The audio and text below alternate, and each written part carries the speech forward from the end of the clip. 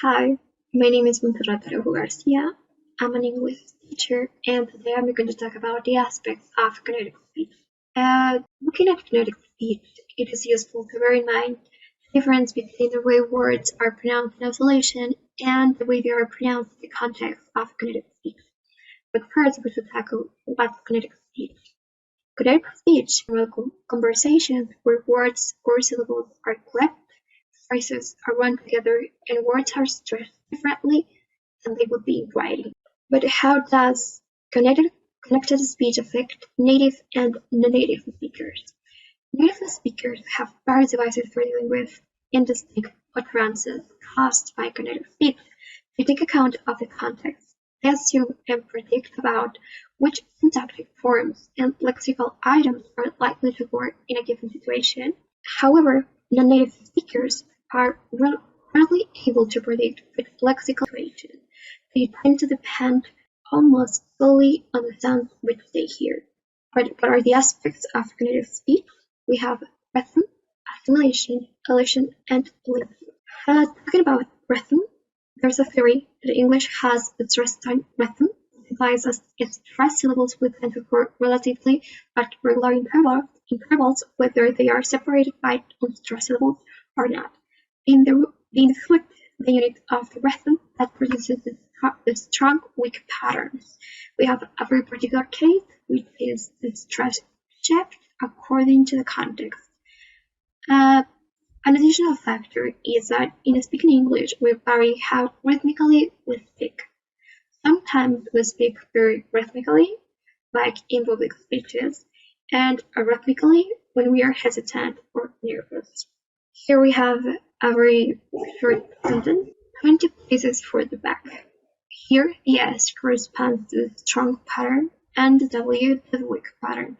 So 20 places for the back. You see how it changed the rhythm of the sentence? Assimilation occurs when we know how the phonemes of a particular word will be realized differently as a result of being near some other phoneme belonging to a neighboring word. And we have two types, regressive assimilation. The regressive assimilation occurs when the phoneme that comes first is affected by the one that comes after it. And progressive assimilation occurs when a final T or D and an initial J following often combines to form the sounds ch and j. It's a natural phenomenon that occurs in any sort of conversation. Also, it affects consonants, but in what ways the consonants change? It changes in place of articulation, manner of articulation, and assimilation of voice. Here we have the place of articulation, that in casual rapid speech, the T will sound like P before a bilabial consonant. So that person will sound like that person. Meat pie will sound like meat pie.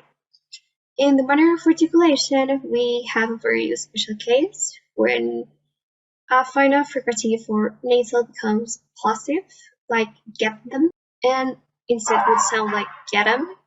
And with progressive assimilation, we have the sounds with suffixes like s and c. So cats and dogs. And assimilation of voice occurs only in one type, when a lineage consonant is also voiceless. So I have to will become I have to.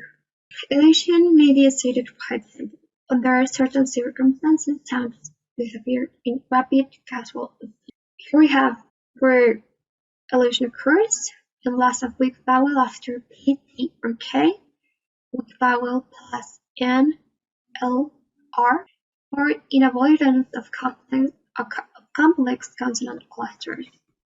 For example, it's script, knife, projects, so they tend to omit certain sounds, like and linking. And linking means the words in phrases and short sentences are linked together as if they were one word. We have some examples here, like common sugar, bread and water. What time is it? Ham, please. So here we have all about the kinetic speech, very simple, very quickly, and thanks for watching.